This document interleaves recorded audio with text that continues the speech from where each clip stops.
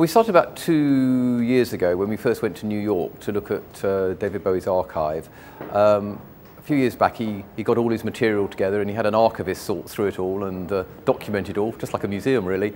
And so it's all kept in fantastic conditions, and so we're allowed to sort of look through it. There's about 70,000 objects in it totally. David Bowie's fantastic as a subject because he crosses over between music, performance, drawing, posters, virtually everything that's in the V&A one way or another. Lots of people have asked if the exhibition was done to coincide with the release of David's recent album, but in fact it's a complete coincidence. When we started this, first of all I don't think he was even thinking of doing an album, and in fact we were going to do the exhibition in a different gallery at a different time, but for various reasons this gallery, which is much larger, became available, and so the thing eventually fitted together quite nicely.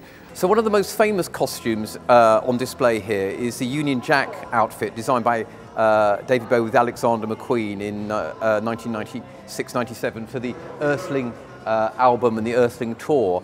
Of course, Alexander McQueen is such a huge figure now in design that I think people automatically assume it was designed by him. But when David started working with him, he was a graduate fairly new out of college. And in fact, the original idea, if you look at it here, that David had was for his figure looking out over England's green and pleasant land. It's a sort of lift from a 18th century painting of a landowner looking over his possessions. So the whole concept was thought through by David, and then he went to Alexander McQueen and got him to design the outfit.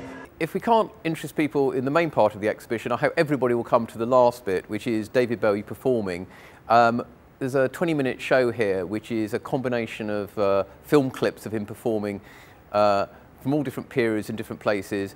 It shows the famous film of Ziggy at the Hammersmith Odeon, where Ziggy was killed off in 1973, but includes stuff coming up to Glastonbury in 2001, so if you were at Glastonbury you might be able to see yourself in the audience.